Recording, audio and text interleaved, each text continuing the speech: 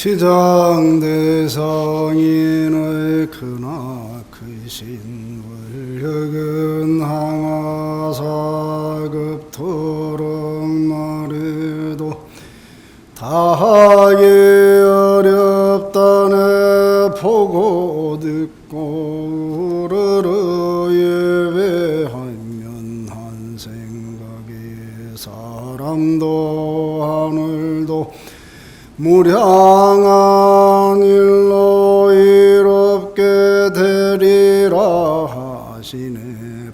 부처님께서 도리 천궁에서 부촉하사 사바세계 미륵에 나타나기까지 모든 중생들을 해탈케 하되 길의 모든 괴로움에서 벗어나 부처를 만나 수기받게 하라시니다. 미래 세상에서 만약 선남자나 선여인이 지장보살 마하사의 이름을 듣고 합장하거나 찬탄하거나 예배하거나 그리워하는 이는 30급의 죄를 뛰어넘으리라 하시고 그 모습을 그리거나 지장보살을 조성하여 한 번이라도 우러러거나 한 번이라도 예배하면 길이 약한 곳에 떨어지지 않으리라 하시되 능히 보살 앞에서 음악을 연주하거나 노래 부르거나 시를 지어 바쳐 찬탄하며 향이나 꽃으로 공양 올리고 한 사람이나 많은 사람들에게 권하면 이러한 이는 현세와 미래에 항상 낮이거나 밤이거나 일체 신중의 보호를 받아 나쁜 일이 잠시라도 보고 듣지 않게 되리니 어찌 직접 여러 가지 횡액을 받겠는가 하시니다. 오늘 비구보살 원창은 서가모니 부처님의 가르침을 받들어 지장보살님의 원력과 위실력을 믿고 의지하와 오늘 이 보제루에 운집하신 여러 불자님들이 지장보살님의 원력과 위실력으로 사바세계의 모든 괴로움을 벗어나고 바라는 바 모두 성취하여 마침내 다 함께 부처님이 되시기를 기원하옵나이다. 매번 지장제일 맞아서 여기 법상에 올 때마다 제가 지장제일 강찬이라고 이름을 지어서 이렇게 하나씩 뭔가를 경전의 내용을 요약해서 적어갖고 오고 있습니다. 이거는 여러분들을 축원하시는 하는 것이면서 동시에 저 자신을 축원하는 겁니다. 내용을 잘 기억하셔서 그 중에 참고할 게 있으면 여러분들의 발언으로 바꿔서 쓰시기 바랍니다. 오늘은 지장보살의 원력과 또는 부처님들의 원력에 대해서 말씀드리겠습니다. 불교는 기본적으로 우리들한테 요구하는 것이 그냥 맹목적인 믿음만 요구하는 게 아닙니다. 어느 종교에서는 믿으라, 믿으면 복받으리라 하지만 불교는 믿는다고만 복받는 것이 아니고 믿는다고 해서 자기 자신의 삶이 다 해결되는 게 아니고 진짜 중요한 게 뭐냐 하면 발언하는 것. 그리고 그 발언의 힘으로 자신의 어려운 문제를 해결하고 삶의 문제를 해결하고 궁극적인 깨달음을 성취하는 것입니다. 그래서 저는 항상 발언문 써라 그럽니다. 법당 가서 기도할 때 자기 발언문 읽고 자기 발언문 외워서 기도해라 그런 말을 합니다. 오늘은 부처님의 원력은 어떤 것이고 보살, 특히 여기 지장보살의 원력은 어떤 것인가 한번 공부해 보겠습니다. 문수사리가 부처님께 여쭈었나이다. 세존이시여 저는 이미 과거 오랫동안 선근을 닦아 걸림없는 지혜를 증득하여 부처님께서 말씀하신 것을 들으면 곧 믿어 받아들였나이다. 소승의 과행과 성문과 전용 팔부와 미래의 모든 중생들은 비록 열의 진실한 말씀을 들어도 반드시 의혹을 품으리다. 설사 정수리로 받들고 있어도 비방하는 마음에 일어나는 것은 면할 수 없으리다. 오직 바라옵건대 세존이시여 지장보살 마사리 인지에서 어떤 수행을 하였으며 어떤 서원을 세워 능히 불가사의한 일을 성취하였는지 말씀해 주소서. 지장보살이 일체 중생이 다 지옥고에서 벗어나기 전에는 나는 성불하지 않겠습니다 하고 중생을 제도하고 있다 그랬죠. 그것이 여기서 말하는 불가사의한 일입니다. 또 따지고 보면 세상을 살아가는 여러분도 이런저런 어려움이 있고 또 즐거움이 있고 또 다른 사람을 위해서 자비로운 행위를 하지 않습니까? 그것이 다 불가사의한 일인데 어떤 사람은 그런 일을 하는데 말입니다. 꼭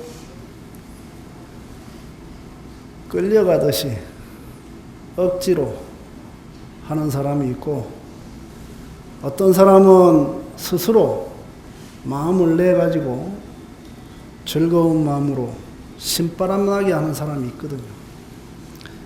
어느 게 진짜 불가사의한 걸까요? 운명대로 살고 숙명대로 살고 사주대로 살고 팔자대로 사는 것은 말입니다. 그다지 즐겁지 않습니다. 진짜 즐거운 건 뭐냐 하면 자기 뜻대로 사는 게, 자기 바람대로 사는 게, 자기가 목표한 게 하나하나 성취되는 것을 확인하고 사는 게 즐거운 거지. 그것이 진짜 불가사의한 일입니다. 여러분은 지금 불가사의한 삶을 살고 있습니까? 저는 감히 여러분들이 불가사의한 삶을 살고 있다라고 말하고 싶습니다. 또 더불어서 저도 그런 불가사의한 삶을 살고 있다라고 말하고 싶습니다. 그런데 불법을 믿는 많은 사람들이 항상 자기가 기도하고 염불하고 경보고 참선하고 하면서도 마음속에 한켠에 이런 마음이 있습니다. 과연 가능할까? 과연 복 받을까? 과연 원력을 세운다고 이루어질까? 그런 마음 없습니까? 네, 저도 있거든요. 그래서 저도 그게 있는데 저는 그걸 극복하려고 뭘 하냐 하면은 경전을 열심히 봐요. 심지어 제가 아까 율사라고 율원에 있다고 소개했잖아요. 계율 지킨다고 깨달을 수 있을까? 계율 지킨다고 부처님 법을 따르는 것이라고 할 수 있을까? 하는 의심이 저도 있었습니다. 그래서 그 문제를 해결하려고 경전을 수백 종을 떠들어 봤거든요. 부처님 말씀으로는 가능하다고 하셨습니다. 그럼에도 불구하고 그 말씀을 믿고 살지만 그럼에도 불구하고 나는 또 의심합니다. 내가 그만큼 하고 있을까? 가르친 대로 하고 있을까? 내가 경을 읽고 믿는 만큼 실천하고 있을까? 의심하지 않습니까? 그런데 그런 중생들을 위해서 문수사리가 대신해서 부처님 전에 여쭤봅니다. 미래의 범부 중생으로 불법을 믿고 수행한다고 하지만 가끔 가다가 미진해가지고 의심이 조금씩 생기지 않습니까? 그런 사람을 위해서 물어봅니다. 왜? 어떻게 물어보냐 하면 지장보살은 어떤 사람인데 우리가 그 사람을 믿고 수행하면 우리가 성취할 수 있습니까? 지장보살은 어떤 사람이기에 부처님께서 미륵이 태어나기 전까지 나의 법을 중생들에게 전하라고 하셨을까? 의심을 한단 말입니다. 거기에 대해서 문수사리가 물어봅니다. 지장보살은 대관절 어떤 사람이기에 우리가 말세 중생들이 믿고 따를 수 있습니까? 여러분은 지장보살을 어떤 사람이라고 생각합니까? 신처럼 생각합니까? 또 기독교에서 말하는 것처럼 메시아로 생각합니까? 또는 부처님으로부터 위대한 어떤 권능을 부여받은, 권한을 부여받은 대리자라고 생각합니까? 그런 질문입니다. 그런데 질문 속에 답이 들어있어요. 아까 제가 읽어드린 질문 속에 답이 어떻게 들어있습니까? 인지에서 어떤 수행을 하였으며, 인지는 보살이 되기 전에 그게 인지입니다. 원인이 되는 곳. 인지에서 어떤 수행을 하였습니까? 하고 질문했지 않습니까? 그 안에 답이 있습니다. 보살 되기 전에 뭔가 수행을 열심히 해가지고 능력이 생겼으니까 부처님께서 후말세 중생을 위해서 내 법을 전하라고 하신 거겠지. 또 답이 있습니다. 어떤 서원을 세워 그랬습니다. 어떤 서원을 세워. 그 보살이 되기 전에 세운 원력 때문에 중생들을 위해서 감히 생각할 수 없는 일을 할 수 있게 된 겁니다. 약사 유리강렬의 본원경이라는 경전에 보면은, 경전 보셨어요? 그 경은 거의 안 보는 경인데, 과거 천불, 미래 천불, 현재 천불 하는 건 여러분들 아시지? 삼천불에 참여한다는 거 아시지?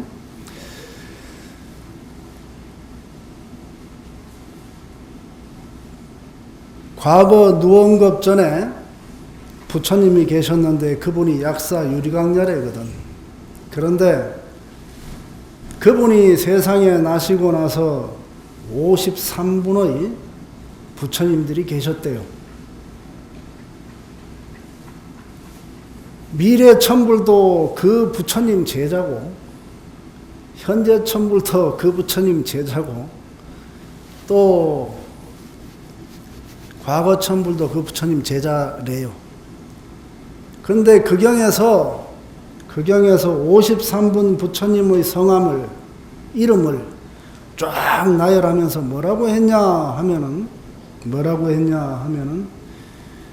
이 불보살의 이름은, 불보살은 다 중생의 원력이다 그랬거든. 그 원력이 성취되어서 보살이 되고 부처가 돼가지고 중생을 제도하는 일을 하는 거예요. 그게 불가사의한 일이거든. 여기서 답을 다 말했어. 구체적으로 어떤 수행을 했는가, 어떤 원력을 세웠는가 하는 것을 이제부터 또 말씀을 드려보겠습니다. 문수사리의 보살의 위실력과 서원은 불가사의 하나니라 마냥 미래세의 선남자나 선여인의 보살의 이름을 듣고 혹은 찬탄하거나 혹은 우러러 예배하거나 혹은 이름을 부르거나 혹은 공양 올리거나 모습을 그리거나 조각하고 칠하면 이 사람은 반드시 100번의 33천에 태어나더라도 길이 악도에 떨어지지 않게 되리라. 그 원력과 수행 때문에 우리가 보살의 이름을 외우고 보살의 모습에 찬탄하고 기도하고 할 때 우리의 원력이 성취되고, 원력만 성취되는 정도가 아니라 악도에 떨어지지 않는답니다.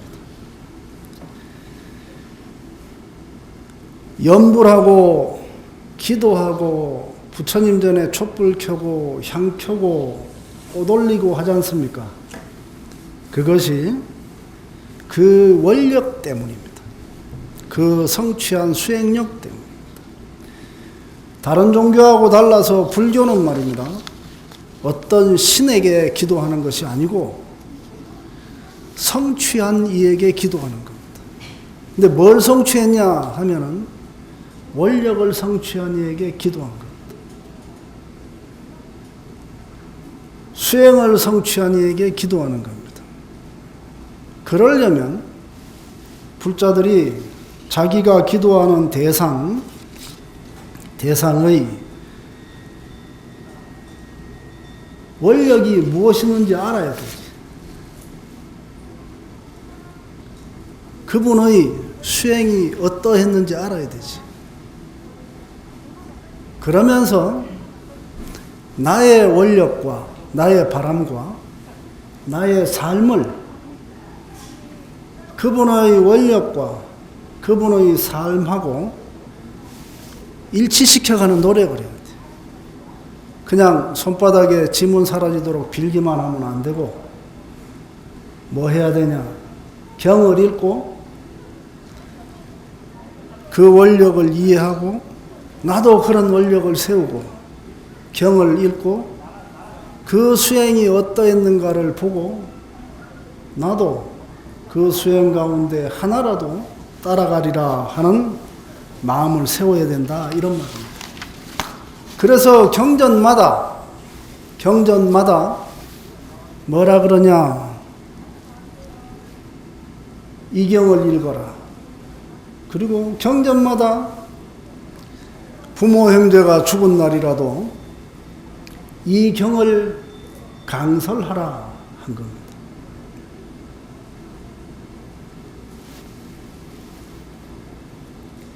경을 잘 안 보지. 또 경을 봐도 무슨 소린지 모르겠죠. 제사 지낼 때 경을 읽어도 한문으로 읽으니까 무슨 소린지 하나도 모르겠죠. 그 의미가 없어. 그러면 경을 읽고 그 경의 내용이 뭔지 알아야 돼. 특히 그 경의 내용을 알 때 중요한 게 뭐냐 하면은 그 경전마다 주인공들이 있거든. 부처님하고 대화하는 주인공이 있단 말이야. 그 주인공들이 어떤 생각을 하고 있는지, 어떤 질문을 부처님께 했는지, 부처님으로부터 어떤 가르침을 받았는지를 봐야 돼. 그거 모르고 경 읽으면 그것이 뭐냐 하면은 그냥 주문이야, 주문. 주문을 하면 공덕이 없는 건 아니지. 심여장구 대다라니 하면 공덕이 있죠. 마음이 한데 모이지. 그런 공덕은 있을 수 있어. 그러나 경전의 가르침을 자기의 원력으로 승화시킨다든가, 경전의 주인공이 고민하고 있는 문제에 대해서 내가 이해하고 나도 그런 고민을 한 번 더 해본다든가, 또 경전에서 부처님께서 제자에게 가르치신 수행을 이해하고 내가 해본다든가 하는 건 못하지. 그죠? 금강경 많이 읽었지. 제일 많이 읽는 게 금강경이잖아. 금강경에 수보리가 부처님한테 하신 질문이 무엇이라고 자신 있게 말할 수 있는 사람 손 들고 말해 보실 분 없어요? 부처님께서 수보리의 질문에 대해서 분명하게 뭐라고 말씀하셨는지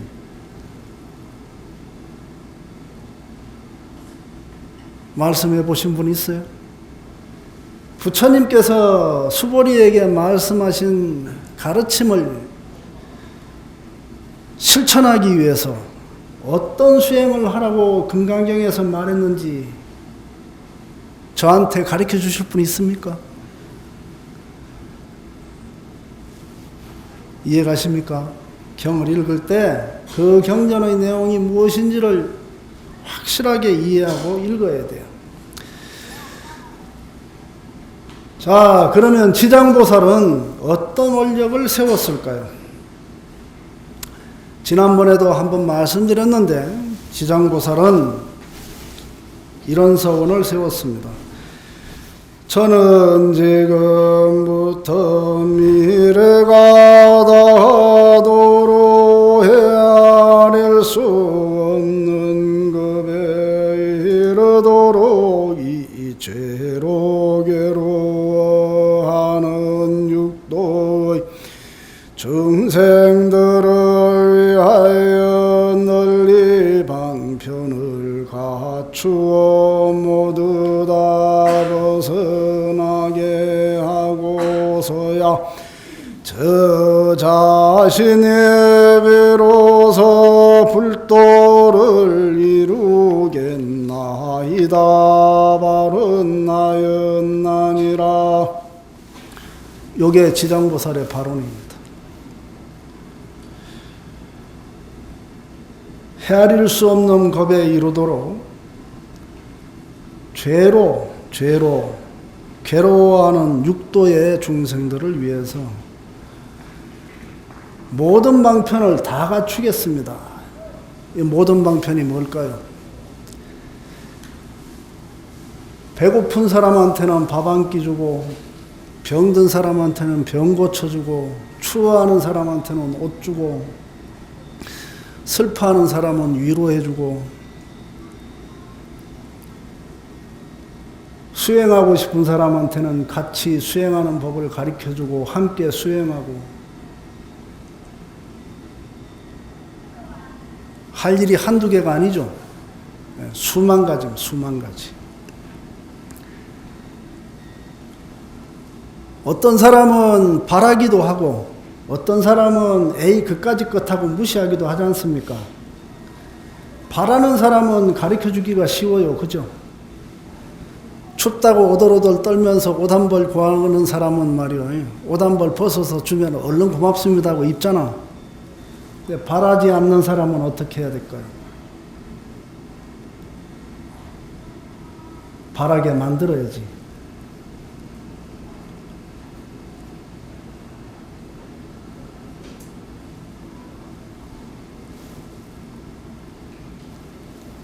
어떤 사람은 자존심이 세가지고 가르쳐줘도 먹을 걸 줘도 안 받아가는 사람이 있어. 제가 그랬거든. 저는 갓난아기 때부터 누가 뭐 주면 안 먹었대요. 안 받아 먹었대요. 지금도 그래요. 남이 뭐 주면 나는 딱 싫어. 어떻게 해야 될까요? 자존심 안 상하고 얻었을 수 있게 해줘야 되지. 그죠? 주면서 내가 생색내고 폼내고 너 이런 거 없지? 캐서면 어때요?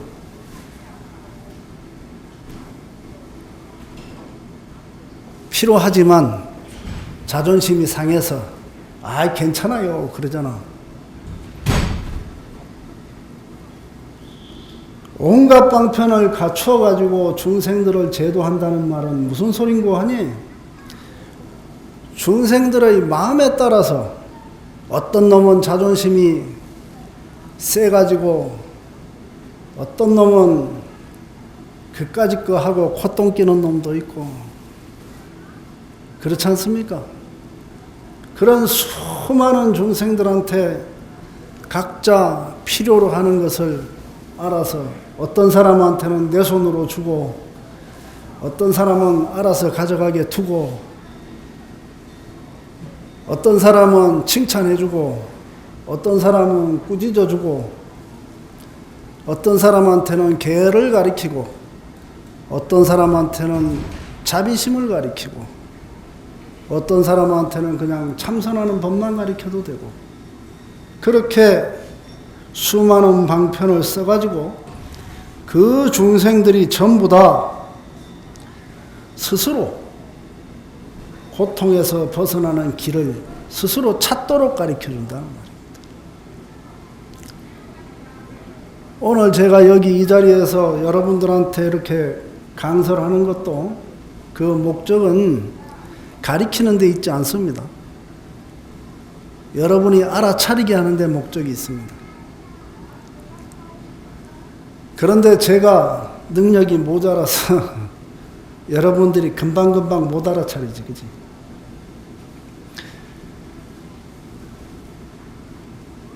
수많은 겁 동안 열심히 수행하고 정진해서 이러한 법을 중생들이 스스로 알아차리게 하고 나서야 알아차리게 하고 나서야 자신이 부처가 되겠다라고 맹세했습니다. 그런데 이 지장보살은 말입니다. 이러한 원력을 어느 부처님 앞에서 내었냐 하면은 사자 빈신 구종 만행열애라는 부처님 전에서 이 원력을 세웠습니다. 사자 빈신 구종 만행열애라는 말이 뭐냐면 사자가 몸을 움츠렸다가 먹이를 탁 덮치듯이 온갖 행을 갖춘 열애 이런 뜻이거든. 고양이가 쥐답듯이 쥐가 싹 지나가 얼른 탁 낚아채듯이 중생들을 제도하는 온갖 방편을 갖춘 분이란 뜻이에요. 이게. 어떤 사람은 아까도 말씀드렸듯이 병들어서 괴롭고, 어떤 사람은 배고파서 괴롭고, 어떤 사람은 추워서 괴롭고, 어떤 사람은 너무 따뜻해서 괴롭고, 괴로운 것도 질이 여러 가지잖아. 그 괴로움에 따라서 중생을 제도하는 열애가 계셨는데, 그 부처님 앞에서 이 원력을 세웠습니다. 근데 이 원력을 세울 때 그 부처님의 가르침을 듣고 세운 것도 아니고, 그 부처님하고 수행해서 세운 것도 아니고, 그 부처님께서 너 요렇게 해봐 해서 세운 것도 아닙니다. 어떻게 세웠냐?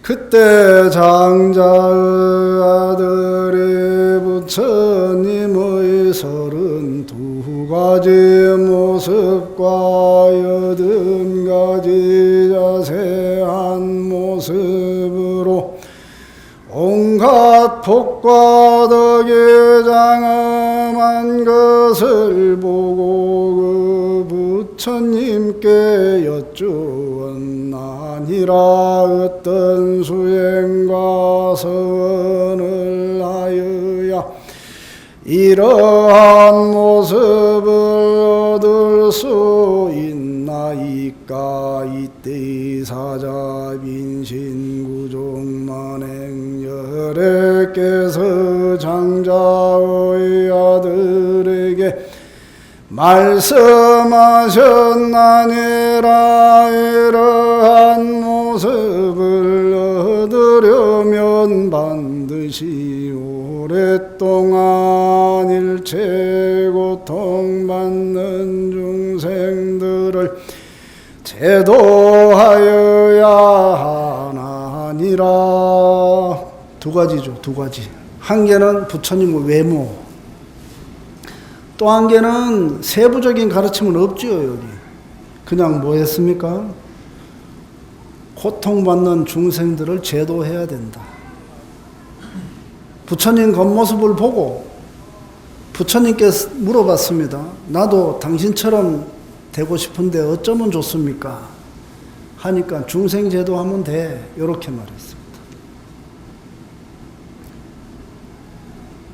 법당에 부처님을 조성할 때 32상으로 조성하고, 그 32상 사이사이에 자세하게 80가지 아름다운 모습이 있다 그래요. 그거를 32상 80종이라 그러거든. 그 부처님의 모습을 보고, 아, 저분은 말입니다, 태어날 때 부모 잘 만나서 저렇게 생겨먹은 게 아니고 분명히 뭔가 수행이 있어서, 수행하신 게 있어서 저렇게 생겼을 것이다 라고 생각하고 가서 물어봤어요. 물어봤더니 고통받는 중생들을 제도하면 나처럼 생긴다 라고 말한 거예요. 그 말을 듣고 그 아들이, 장자의 아들, 전생의 지장보살이에요. 전생의 지장보살이 그러면 나도 한번 해보리라. 고통받는 중생을 제도하는 일이야. 충분히 나도 할 수 있는 일이 아니겠느냐라고 생각한 거예요. 여러분 어떻게 생각하세요? 고통받는 중생들을 제도하는 일을 여러분 충분히 할 수 있다고 생각할 수 있겠습니까? 어렵죠. 내가 돈이 있나? 내가 배운 게 있나? 보살이 되기를 했나? 부처가 되기를 했나?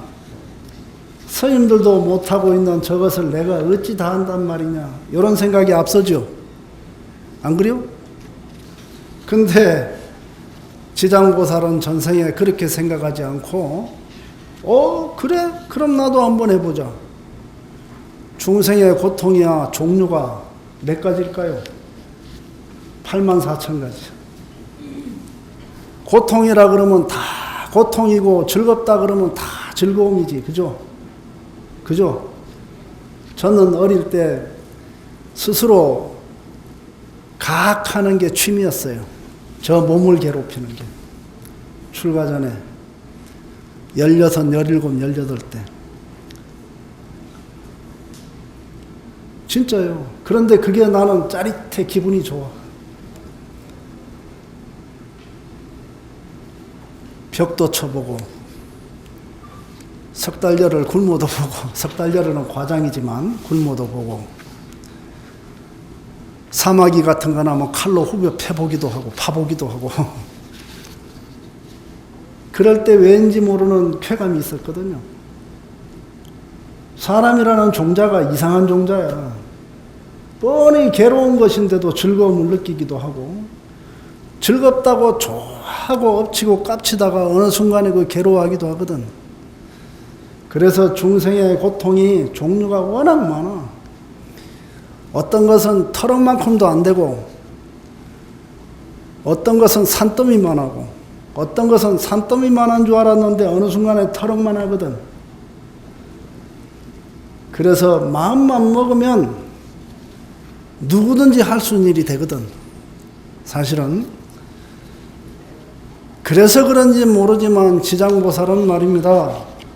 두려워하지 않고 나도 부처님처럼 해보리라 하고 마음을 냈습니다. 그래서 다음 생에 지장보살이 됐습니다.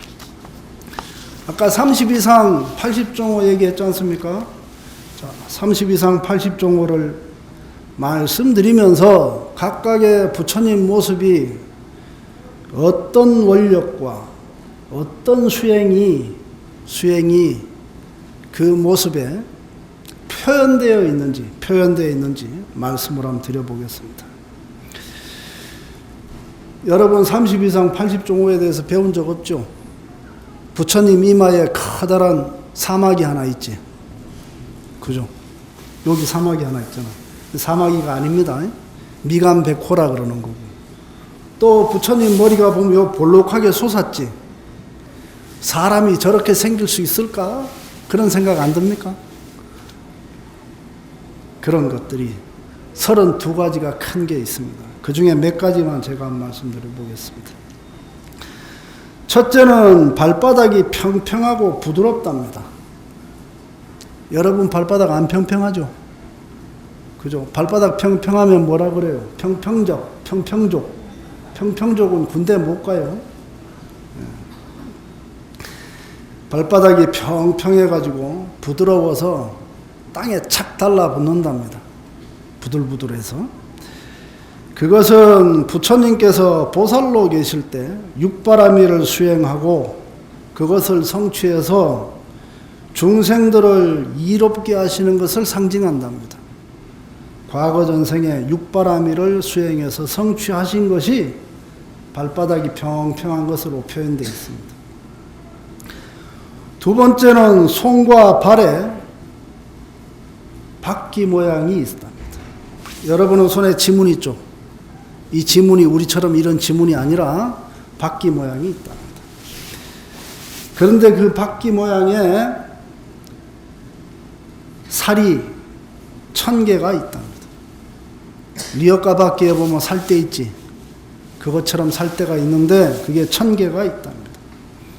그건 뭘 상징하냐 하면은 원수와 마군의 한복을 받고 어리석은 무명을 깨트린답니다. 어리석음이 뭡니까?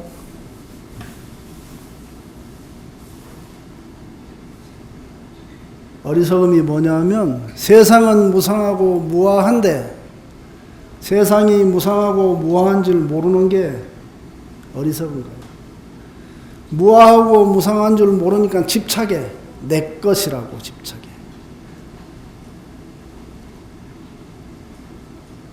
돌이켜보니까 이팔 청춘이 어느덧 지나가 버렸지. 그죠? 변하잖아. 그게 무상한 거야. 모르고는 집착하고 이놈의 것이 영원할 거라고 생각하고 엎치고 깝치고 했죠. 안 그러신 분 없죠, 여기? 저도 16살 때 맹세를 했어. 더 이상 나이 먹지 않으리라. 40대면 확 죽어버려야지. 20년 더 살았습니다. 다 그렇게 살았죠. 그런데 그 어리석음의 무명을 깨트린 것이 뭘로 표현되어 있습니까? 손바닥에 바퀴. 바퀴가 뭘 상징하냐면 법륜이야, 법륜. 왜 그놈에게 하필이면 손바닥하고 발바닥에 있을까? 세상을 살 때 발로 걸어다니면서 세상을 유람하며 살죠. 주유하며 살지. 쏘댕기면서 살지. 또 세상을 살면서 이런 일 저런 일 하고 이런 놈 저런 놈 만나고 악수하고 일하고 살잖아. 손발로 하잖아, 손발로. 손발로 법을 쓴다, 이런 말이야. 손발로 무상과 무아의 법을 쓰고 살았다, 그 말이지. 그래서 손바닥하고 발바닥에 수레바퀴의 모양이 있대. 그 다음에 손가락하고 발가락이 길고 곧고 섬세하대. 저는 어릴 때 나쁜 짓을 많이 해서 손이 아주 투박하고 시커매요. 그래서 남들이 보면 복 없는 손이라 그래요. 근데 가끔가다 손이 도톰하고 하얗고 긴 사람을 보면 부러워.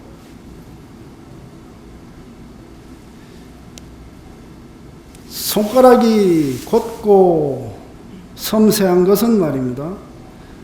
스승과 어른을 공경하고 예배함으로 말미암아 자신의 교만심을 깨트려서 얻은 것이래.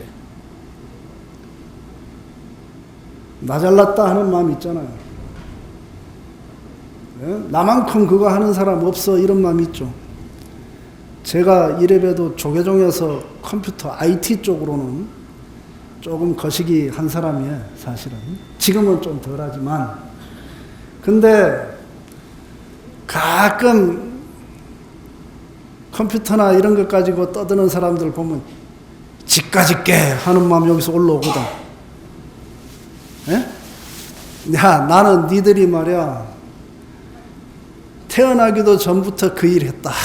그 생각이 가끔 올라와. 그게 교만심이야. 교만심을 깨트린 것을 뭘로 표현했습니까? 법당에 부처님 여러 하고 계신데 보면 얼마나 손이 섬세하고 부드럽고 예쁩니까? 그죠? 만져보고 싶지 않아요? 그런 마음이 들 정도로 예쁘게 조성을 하지 않습니까? 그것은 뭘 상징하냐? 자신의 교만심을 깨트리고 모든 중생들을 어여삐 여기는 것을 상징하는 거예요. 다르게 말하면 과거 전생에 교만심을 깨트리고 중생을 어여삐 여기고 제도했지. 그 공덕이 그런 모습으로 나타나는 거예요. 아까 말한 거 있잖아요. 사자빈신 열애가 30 이상을 갖췄잖아. 그 30 이상을 보고 지장보살이 발심을 했잖아. 원력을 세웠지. 그것이 그렇게 상징하는 거예요. 손가락과 발이 솜처럼 부드럽고 섬세하다 그랬거든요. 또 그런데 이것은 부모와 스승이 병들었을 때 잘 공양하여 얻은 것으로서 자비롭고 부드러운 손으로 직접 친하거나 친하지 않은 사람에게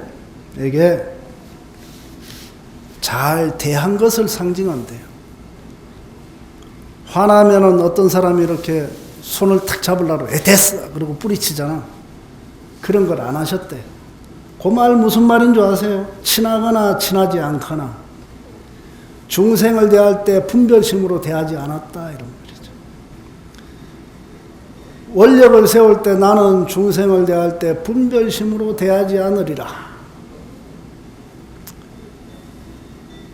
그 원력이 성취되어 가지고 이룬 것이 손발이 부드럽게 된 것이돼요.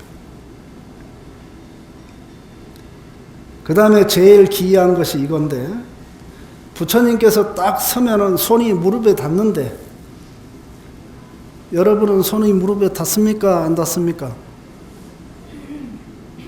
허리 밑에 허벅지에 딱 오지, 그죠? 무릎까지는 안 가지. 예.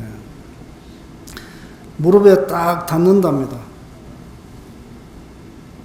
그것은 과거 전생에 암만을 버리고 남에게 잘 베풀며 욕심내지 않아서 얻은 모습이래요.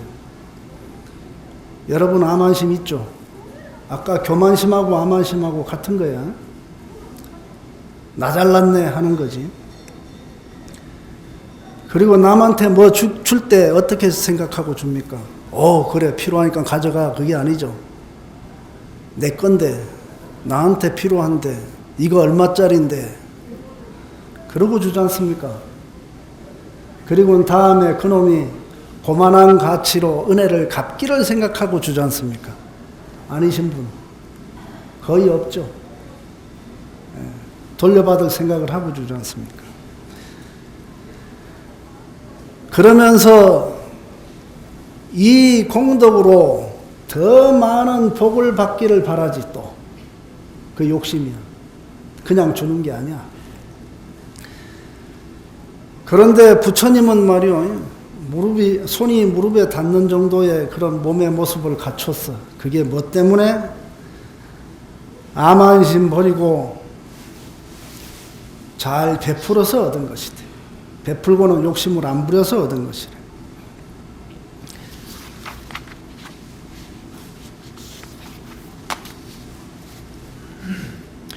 그리고 온몸이 금빛이다 그랬어요. 법당에 부처님을 금빛으로 조성하잖아. 그게 30 이상 80종호 때문이거든. 일본 사람들은 한국 스님네들이 절에서 계속 그 부처님을 계금을 하는 걸 놓고 일본 사람들은 싫어해요. 근데 한국 사람들은 불상이 금색이 떨어지고 그러면은 왠지 모르게 죄의식이 있어. 저도 주지를 해보니까 말사에 주지를 하는데 부처님 계금한 게 이렇게 일어났어요. 일어났는데 금이 갔어. 불상이 금이 간 게 아니라 계금한 밑에다가 호분을 바르고 호분 위에 그 오칠을 하거든. 오칠 위에 계금을 한단 말이야. 그러니까 호분이 터져버린 거야. 밑에 발랐던 호분이 터진 거야. 습도가 높아지면서 터져버린 거야. 법당에 들어가서 참배하고 기도할 때마다 미안해 죽겠는 거야. 죄인 같아. 죄진 것 같아. 그래서 한국 스님들은 계속 계금을 한다고. 계금이 안 좋아지면 금빛이다. 이것은 어떤 공덕으로 얻은 것인고 하니 모든 분노에서 벗어나서 자비로운 눈으로 중생들을 보아서 얻은 것이다. 중생들을 늘 자비로 보니까 중생들이 부처님을 볼 때 어떻게 보여? 여러분 자꾸 괴롭히고 딴질 걸고 시비하고 찍잡는 사람 보면은 어떤 생각 들어요? 안 볼라 그러지? 저기 오면 여기로 피해가지.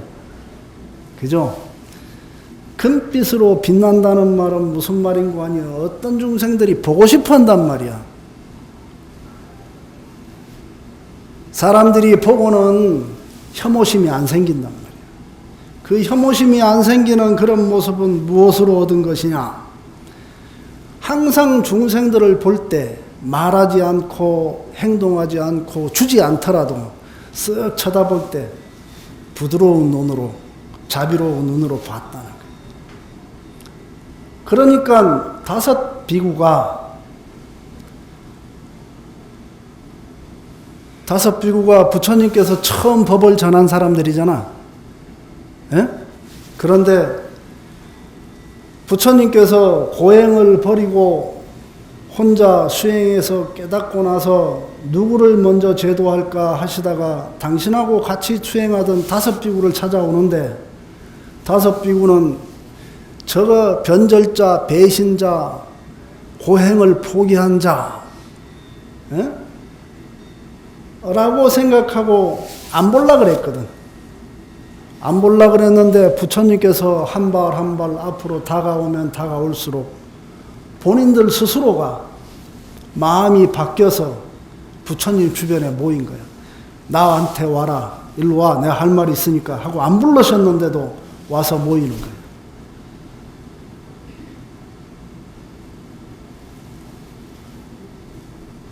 눈빛이 바뀐단 말이 무슨 말일까? 눈빛으로 자비롭게 중생을 본다는 말이 무슨 말일까? 저는 어릴 때 눈에 살기가 있다고 선배들도 저하고 눈 마주치는 거 싫어했어요. 눈 딱 내리깔고 뭐라 그러냐? 원창 스님 눈에 살기 있는데 좀 쳐다보지 마. 안 볼라 그랬어요. 늘 자비심으로 중생을 보니까 중생들이 저절로 감화되는 거야. 그 모습만 보고. 그렇게 해서 다음에 부처가 되고 얻는 것이 온몸의 금빛이라는 거지. 상징하는 겁니다. 상징하는 거. 이런 여러 가지 모습을 보고 시장보살이 부처님께 감화되어서 아주 세세하게 이렇게 수행해라 저렇게 수행해라 이런 발언해라 저런 발언해라 하는 걸 안 배웠는데도 중생을 구제하라는 말을 듣고 발심을 하시는 거예요. 나중에 보면은 더 자세한 발심의 내용도 있습니다. 그런 얘기는 다음에 하고요. 오늘은 그 정도 하겠습니다. 잠깐만요. 다시 한번 지장대일 강찬이라고 제가 아까 읽었던 것을 한 번 더 읽겠습니다. 지장대성인의 외실려 강하사급 도록 말해도 다하기 어렵네. 보고 듣고 우러러 예배하면 한순간에 자람도 하늘도 무량히 이롭게 하시니 오늘 배우신 이장보살의 원력과 여러 부처님들의 원력을 따라 여러 불자님들도 원력을 세우고 수행하시되 한 가지만이라도 지극히 따라 부처님과 같은 모습 지장보살님과 같은 모습을 성취하시기 바라옵니다. 오늘 비고보살 원창은 서가모니 부처님의 가르침을 받들고 지장보살님의 원력과 위실력을 믿어 여러 불자님들에게 부처님들과 보살님의 원력을 말씀드렸사오니 이 법회에 모인 불자님들께서 이 가르침을 받들어 사바세계의 괴로움에서 벗어나고 바라는 바를 성취하시고 마침내 다 함께 부처님이 되시기를 기원하나이다. 마치겠습니다.